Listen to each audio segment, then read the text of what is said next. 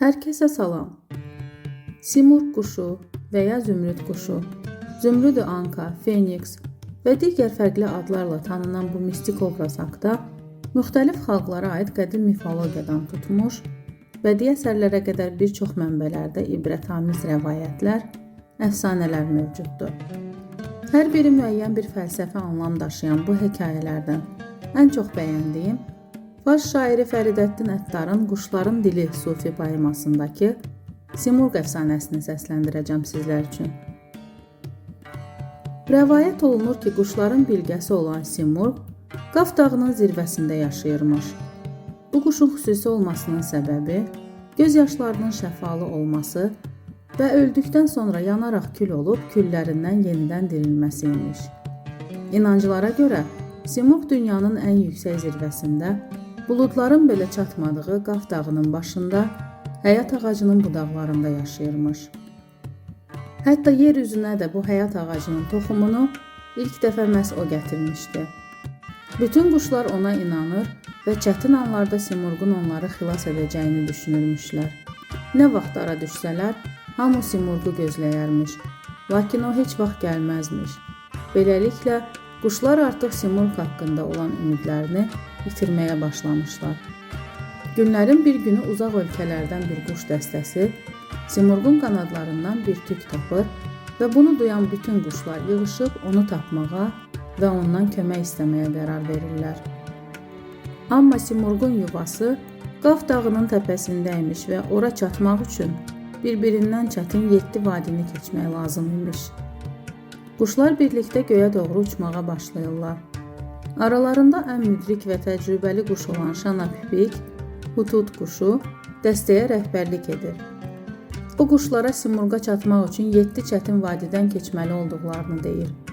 Bu vadilərin hər biri ruhani bir sınaq, bir maneə idi. Birinci vadi, İradə və ya Arzular vadisi. Bu yer quşlar üçün cənnət kimidir. Burada zövq, səfa var. Onlar istədikləri hər şeyi İradə vadisində tapırlar. Burada heç bir məhdudiyyət yoxdur. İşləyib çalışmadan vəzifə sahibi ola biləcəklərini, hər şeyə sahib ola biləcəklərini sanırlar. Quşların çoxu vadinin sehrinə tutulub o qədər çox şey istəyir ki, bu vadidə bir çox itki verilir. Burada quşlar öz egoları, nəfsləri, istəkləri ilə üzləşir. Əxlaqi qüsurlarından təmizlənməyə çalışırlar. Bir çox quş bu yolda qərarından dönür, rahatlığı seçir. İkinci vadi, Eşq vadisi. Vadiyə girəndə bütün quşların gözünü duman bürüyür. Burada olan daş, odun parçaları onların gözlərinə qul quşu kimi görünür. Gözləri kör olmuşdu. Bəziləri, məsələn, bülbül öz gülünə olan sevgisini bəhanə edərək geri dönür. Qartal yüksəkliklərini tərk edə bilmir. Kəklik yuvasını, balalarını. Beləcə onlar sürüklənir və çoxu gözdən itir. Üçüncü vadi, Cahillik və ya Təbəssüm vadisi. Bu vadidə hər şey gözəl görünür. Simurqu belə unudurlar. Hara getdiklərinin əhəmiyyəti yoxdur. Maraqlı əşyalar görürlər, amma onların nə olduqlarını sorğulamırlar. Onlar əhəmiyyət vermədikcə düşünməməyə başlayırlar. Düşünmədikcə unudurlar. Unutduqca yükləri yüngülləşir və məqsədsiz gülümsəməyə başlayırlar. Burada quşlar yalnız ağlın deyil, həm də qəlbin hiss etdiklərini, sahib olduğu bilgiləri dərk etməli, həqiqəti qəbul etməli idilər. Bu yolda da quşların sayı xeyli azalır. Dördüncü vadi, İnamsızlıq və ya Şübhə vadisi. Vadiyə girəndə hər şey birdən öz mənasını itirir. Simurqu tapmağın heç nəyi dəyişməyəcəyini düşünürlər. Öləcəklərini iddia edənlər, Simurqun çarə tapa bilməyəcəyini deyənlər, hətta bəlkə Simurqun heç mövcud olmadığını düşünənlər, bütün bu vaxtın puç olduğunu, zəhmətlərinin hədər getdiyini dilə gətirənlər də var idi. Bütün bunlardan sonra quşların bir çoxu yolu tamamlaya bilməyəcəklərini və ya tamamlasalar da faydasız olacaqlarını deyib geri dönürlər. Bu yolda şübhələr, qorxular və inamsızlıqlarla mübarizə aparmalı, yollarına davam etmək üçün dərin inam tapmalı idilər. 5-ci vadi, Yalnızlıq və ya Vəhdət vadisi. Vadiyə girən bütün quşlar qorxuya düşür. Onlar olduqları yerdə yalnız özləri varmış kimi narahat olurlar. Ac olan ancaq qarnını doyurmağı düşünür. Tək ovlandığı üçün uğur qazana bilmir və daha böyük heyvanlara yem olur. Hər biri öz başına hərəkət etməyi seçir və yolunu tək tapmağa çalışır. Onlar özlərini tək hiss edirlər, sanki heç kim yoxdur. Halbuki milyonlarla quşun eyni məqsəd üçün uçması onların ağıllarının ucundan belə keçmir. Bu vadi hər şeyin bir olduğunu, bütün varlığın bir mənbədən gəldiyini dərk etməyi tələb edirdi. Burada şəxsi mənliyin önəmsizliyi başa düşülməli idi. Birimiz hamımız üçün, hamımız birimiz üçün məntiqini dərk etməli idilər. Lakin bu yolda da irəliləyən çox az sayda quş oldu.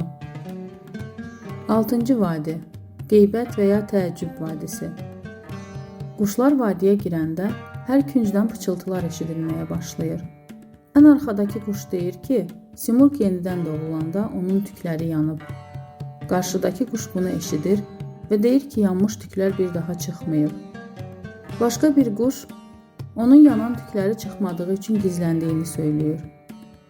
Digəri bunu eşidir və deyir ki, Simurq əhvalı pis olduğundan gizlənərkən onu görənlərə zərər verib.